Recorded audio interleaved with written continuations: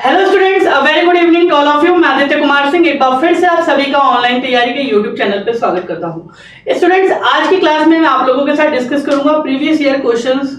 जो previous year question था यानी जो प्रीवियस ईयर पेपर था हमारा 2016 का, उस 2016 के एग्जाम में आए हुए कुछ इंपॉर्टेंट क्वेश्चन आज मैं आप लोगों के साथ इस क्लास में डिस्कस करूंगा।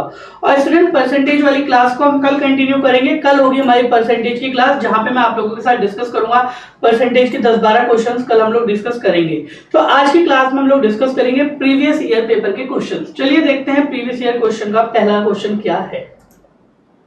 अगर पहला क्वेश्चन स्टूडेंट्स आप लोग देखेंगे तो पहला क्वेश्चन दिया हुआ है, अ table was sold at a profit of 10%। एक मेज को 10% लाभ पर बेचा गया। If it's cost price was less 5%।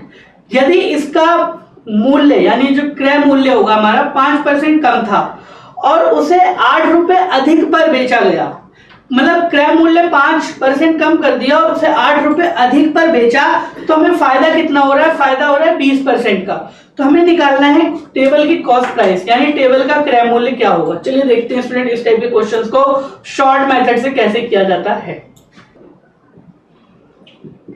Cost price यानी कि क्रय मूल्य,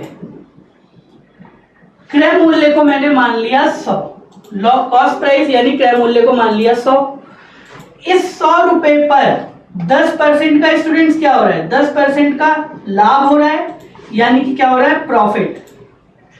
तो एसपी कितना हो जाएगा मेरा? सेलिंग प्राइस कितना हो जाएगा? अगर 10% का फायदा हो रहा है तो 110 रुपए का हो गया, विक्रय मूल्य 110 हो गया। अगर इस 100 पे 10% का लाभ हो रहा है, फिर क्या कहा है क्वेश्चन में कि सीपी में 5% की कमी हो गई यानी क्रय मूल्य को 5% कम कर दिया गया। अगर इस 100 को स्टूडेंट्स 5% कम यानी लेस कर दिया जाएगा तो मेरा सीपी क्या हो जाएगा? मेरा सीपी हो जाएगा 95। मेरा सीपी हो जाएगा 95 और इस 95 पर स्टूडेंट्स मुझे फायदा हो रहा है 20% का।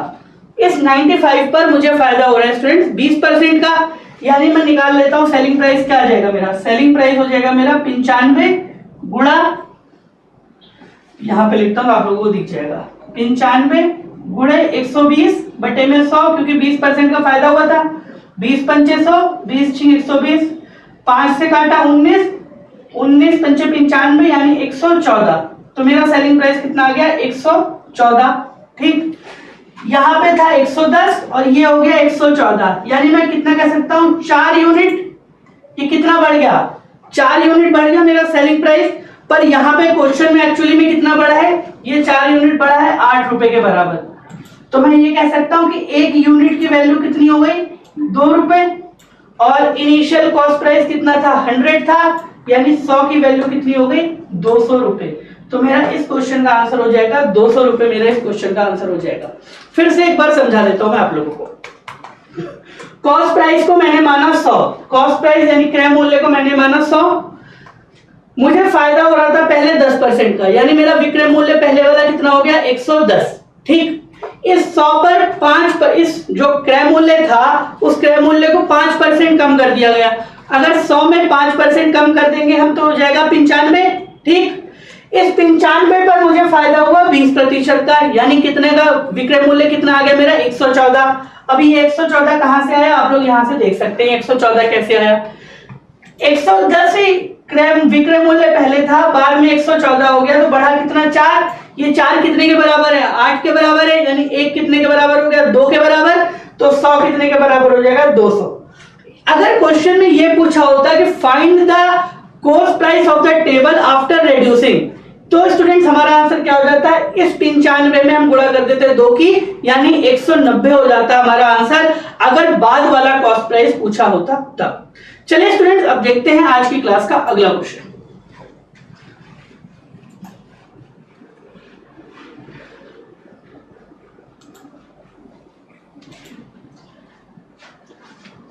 नेक्स्ट क्वेश्चन है student, a ladder 20 metre long is leaning against a vertical wall. एक 20 मीटर लंबी सीढ़ी किसी दीवार पर तिरछी खड़ी हुई है।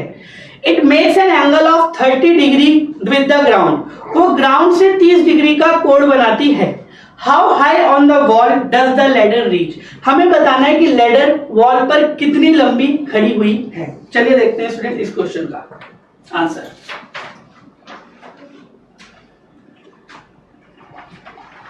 देखिए हमें बताना है कि सीढ़ी दीवार की कितनी ऊंचाई तक पहुंचेगी। चलिए देखते हैं। ये मान ली मैंने दीवार, ये हो गई मेरी जमीन, ठीक।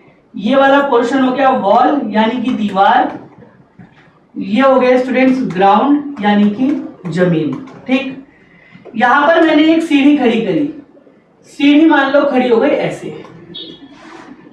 ये थी स्टूडेंट क्या थी मेरी लैडर यानी कि सीढ़ी। अब एक चीज देखो हमें क्या क्या दिया हुआ है, a 20 metre long ladder, 20 metre long ladder की हाइट दी हुई है 20 मीटर, एंगल दिया हुआ है 30 डिग्री, ये जमीन के साथ एंगल बनाया 30 डिग्री का। हमें ये वाली हाइट निकालनी है यानी ए बी और सी, तो हमें क्या निकालना है ए बी यानी ये वाली हाइट निकालनी है। अब स्टूडेंट्स अगर देखा जाए तो हमने ट्रिग्नोमेट्री में हमें पता है कि साइन थीटा का फॉर्मूला होता है परपेंडिकुलर अपॉन में हाइपोटेनस। अगर साइन 30 डिग्री की वैल्यू निकाली जाए, साइन 30 डिग्री की वैल्यू, परपेंडिकुलर कितना हो गया students, perpendicular upon hypotenuse, perpendicular क्या है ये वाला h यानी ये वाला h आ गया, हाइपोटेनस, हाइपोटेनस क्या हो गई ये वाली दूरी हो गई AC, तो हाइपोटेनस कितना हो गया मेरा 20। साइन 30 की वैल्यू मुझे पता है स्टूडेंट, साइन 30 की वैल्यू क्या होती है 1/2, मैं ये लिख सकता हूं 1/2 बराबर h अपॉन 20। अगर मैं यहां सॉल्व करूंगा तो मेरा आंसर क्या आ गया, h बराबर आ गया 10 मीटर, यानी दीवार, सीढ़ी दीवार की जिस ऊंचाई तक खड़ी थी उस वो कितनी ऊंचाई थी 10 मीटर। ये ए बी की डिस्टेंस कितनी हो गई स्टूडेंट 10 मीटर। तो एग्जाम में एनटीपीसी के एग्जाम में आपको इस टाइप के क्वेश्चन बहुत सारे देखने को मिलेंगे। इवन एनटीपीसी हो गया या जेईसीबीटी 1 हो गया, ट्रिग्नोमेट्री का ये वाला बेसिक वाला क्वेश्चन स्टूडेंट लगभग हर एग्जाम में रेलवे के पूछा जाता है। सिंपल आपको कुछ नहीं करना था, आपको सिर्फ साइन 30 की वैल्यू पता होनी थी 1/2 और आपको ट्रिग्नोमेट्री के फॉर्मूलेस पता होने थे।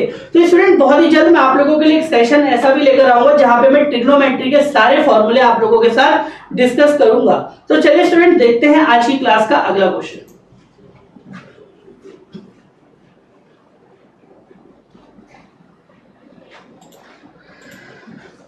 अगला क्वेश्चन है student, if P travelled the first half of a journey at 40 kilometre per our, अगर P अपनी आधी यात्रा तय करता है 40 किलोमीटर प्रति घंटे के हिसाब से, and the remaining distance at 50 kilometre per hour, और बची हुई एक बात देखो, आधी तय की 40 पे, तो बची कितनी, आधी बची, यानी वो आधी कितने पे तय होगी 50 किलोमीटर पर आवर पर।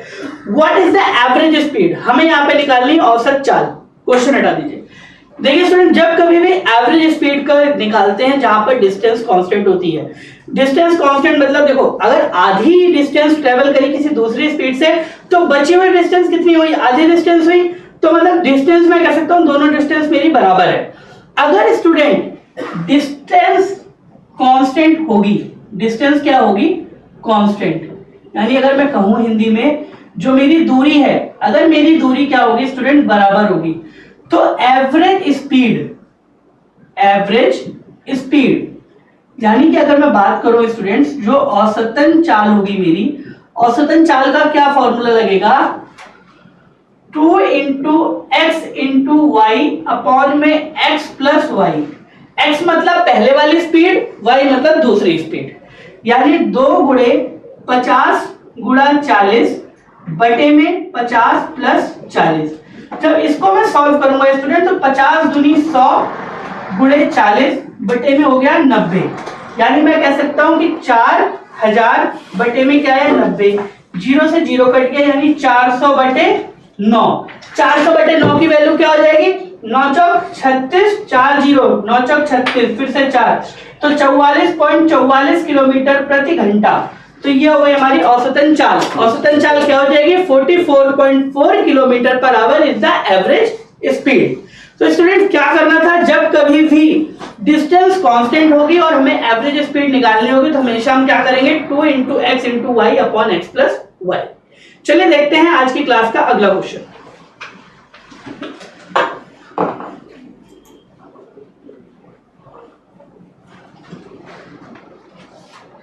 फोर्थ क्वेश्चन है student, what is the mode of the following list of numbers. एक लिस्ट दी हुई है, हमें बताना है इसमें से हमारा मोड कौन सा होगा। अब स्टूडेंट मोड वाले क्वेश्चंस को चलिए देखते हैं किस तरीके से किया जाता है। एक बार क्वेश्चन हटा लीजिए। यहाँ पे स्टूडेंट नंबर की लिस्ट देखी जाए कुछ इस तरीके से दी हुई है 52, 54, 55, 56, फिर से 55, फिर 54 दिया हुआ है, 53, 55, 53, 51 और 57। स्टूडेंट मोड का क्या मतलब होता है? देखो मोड क्या होता है, मोड वो होता है स्टूडेंट जो नंबर यानी कि संख्या सबसे ज्यादा रिपीट होती है वो क्या होती है स्टूडेंट? मोड होती है। चलो देखते हैं। पहली संख्या थी 52, 52 पूरे में कितनी बार आ रहा है? 52 आ रहा है हमारा सिर्फ एक बार। 54 कितनी बार आया? देखो 54 एक बार, दो बार, 54 आया दो बार, ठीक। 55 कितनी बार आया? देखो एक बार, दो बार और तीन बार, तीन बार आया 55, 55 आया तीन बार, ठीक। फिर देखते हैं 56, 56 कितनी बार आएगा? 56 आया एक बार, 56 सिर्फ एक बार आया। इसके बाद स्टूडेंट्स क्या बच गया? 53 बच गया। 53 कितनी बार आ रहा है? एक बार और दो बार, ठीक। 51 है स्टूडेंट, 51 भी कितनी बार आया? एक बार। और 57 भी कितनी बार आया? एक बार। सबसे ज्यादा बार क्या है स्टूडेंट? सबसे ज्यादा बार रिपीट हो रहा है 55, और 55 यानी 55 रिपीट हो रहा है 3 टाइम्स। तो इस नंबर का मोड क्या हो जाएगा स्टूडेंट? मोड बराबर हो जाएगा मेरा 55। क्यों? मोड यानी कि स्टूडेंट क्या बात, मोड को हिंदी में कहते हैं बहुलक, तो मेरा बहुलक यहाँ पर हो जाएगा 55, क्योंकि 55 इस पूरी सूची में 3 बार आ रहा है। और मोड यानी बहुलक वो होता है जो किसी भी लिस्ट में वो नंबर सबसे ज्यादा रिपीट होता है, उसे कहते हैं मोड, यानी हिंदी में कहा जाता है बहुलक। चलिए देखते हैं आज की क्लास का अगला क्वेश्चन।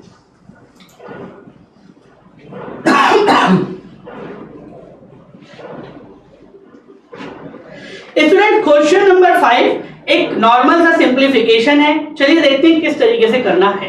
क्वेश्चन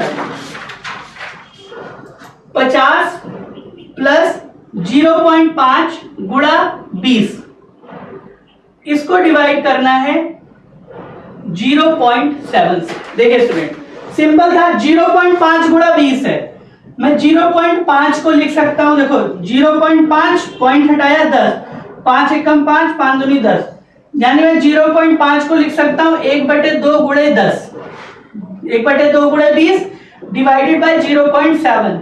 2 से इस 20 को काटा 10, 50 और 10 कितना हो गया? 60। 60 को भाग देना है 0.7 से, 60 बट भाग 0.7, पॉइंट हटाया ऊपर 0 आ गया, कैलकुलेट कर लो।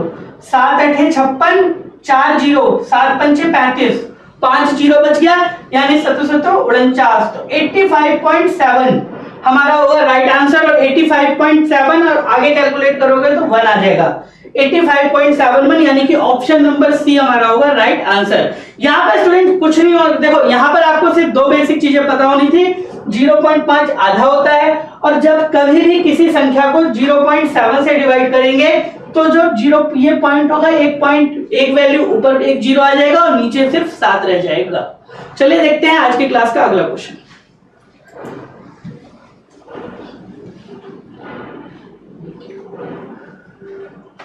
अगला क्वेश्चन है 2 poles of the height 15 metre and 20 metre. 2 pole दिए हुए हैं, यानी 2 खंबे दिए हुए हैं। पहले पोल की हाइट है 15 मीटर और दूसरे पोल की हाइट है 20 मीटर, ठीक। ये दोनों पोल कहां पर खड़े हैं? दोनों पोल खड़े हैं एक जमीन पर, ठीक। Stand vertically upright on a plane ground. If the distance between their feet is 12 metre, इनके बीच की दूरी कितनी दी हुई है स्टूडेंट? 12 मीटर। एक खंबा है 15 का, एक खंबा है 20 मीटर का। हमें जो निकालना है, हमें क्या निकालना है? Find the distance between there tops. हमें इनके ऊपर के बीच की दूरी निकालनी है कि इनके टॉप के बीच में कितनी दूरी है, इनके सिरों में। अब एक चीज देखो स्टूडेंट, क्वेश्चन हटा दीजिए। अगर मैं इस 15 को मैं यहां पर देखूं तो ये यहां तक, इसको मैंने मान लिया A B C D और E। अगर ये वाली डॉट लाइन यहां पर आप देखो तो आप ये कह सकते हो कि ED बराबर BC के हो जाएगा 15 मीटर, इसको मैं 15 और इसको मैं 5 मीटर लिख सकता हूं।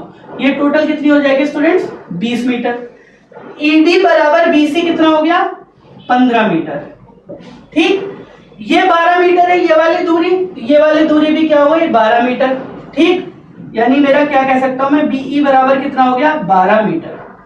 अब मुझे निकालना है A और BE के बीच की दूरी।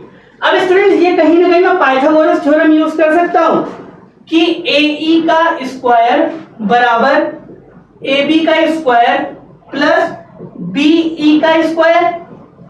AB का स्क्वायर, AB की वैल्यू दी हुई है 5 का स्क्वायर, BE की वैल्यू दी हुई है कितनी स्टूडेंट्स? 12 का स्क्वायर। 5 का स्क्वायर 25, 12 का स्क्वायर 144, कितना हो गया? 169। यानी अगर मैं यहां पे लिखूं स्टूडेंट्स, AE का स्क्वायर बराबर कितना आ गया? 169। तो अगर मैं रूट हटाऊंगा तो AE बराबर कितना आ गया स्टूडेंट्स? 13 मीटर। तो मैं ये कह सकता हूं कि इस सिरे से इस सिरे के बीच की दूरी कितनी है? 13 मीटर। यहां पर सिर्फ आपको पाइथागोरस थ्योरम पता होनी थी। तो स्टूडेंट्स ये थे आज की क्लास में मैंने आप लोगों के साथ डिस्कस करे प्रीवियस ईयर क्वेश्चंस। थोड़े से ही थे जो क्वेश्चन मैंने आप लोगों के साथ डिस्कस किए हैं।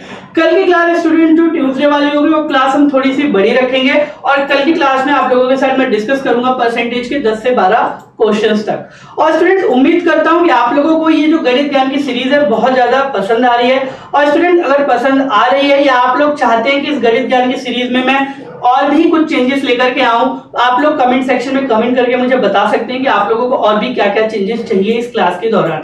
तो स्टूडेंट मिलते हैं फिर कल शाम को 7 बजे।